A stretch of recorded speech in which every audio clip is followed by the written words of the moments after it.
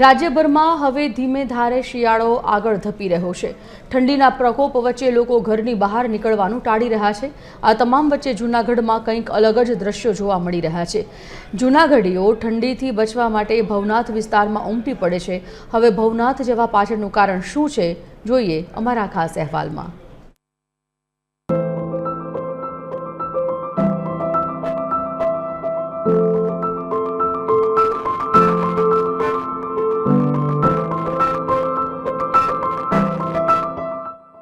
ઠંડીની ઋતુ બરાબરની જમતા જ ખાણીપીણીના શોખીનો ગરમા ગરમ નાસ્તાની શોધમાં નીકળી પડે છે।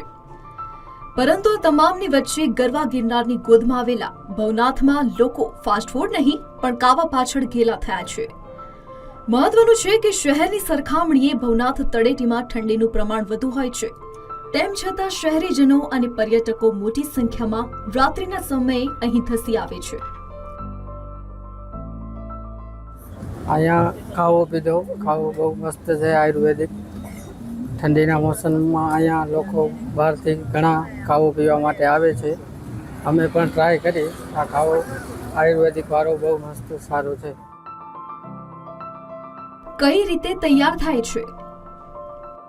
ખમણેલું આદુ, ફુદીનાના પાન, અજમો, તુલસી, દાડમના પાન, અરડુસીના પાન, મરી, ગુંદદાણા, લીંડી પીપર, જાયફળ, લવિંગ, તજ, લીંબુ।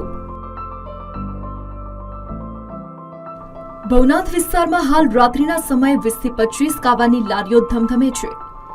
કારણ છે કાવો પીવામાં લોકોની સંખ્યામાં થતો ઉત્તરોત્તર વધારો। આ કાવો માત્ર સ્વાદ જ નથી આપતો, આયુર્વેદની દ્રષ્ટિએ આ કાવો અત્યંત ગુણકારી મનાય છે।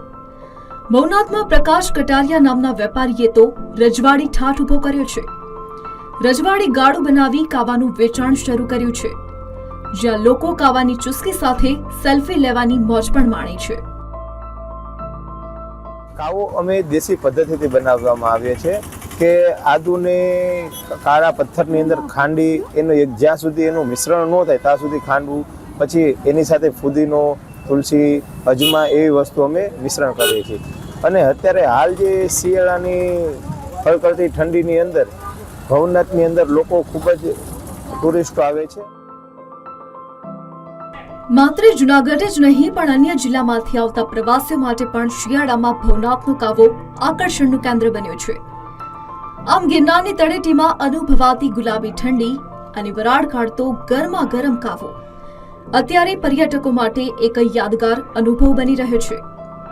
ત્યારે એટલું કહી શકાય કે ઠંડીના જોર સામે ભવનાથના કાવાનો ક્રેઝ ભારે પડી રહ્યો છે। પરેશ બુદ્ધભટ્ટી, TV 13 ગુજરાતી, જૂનાગઢ।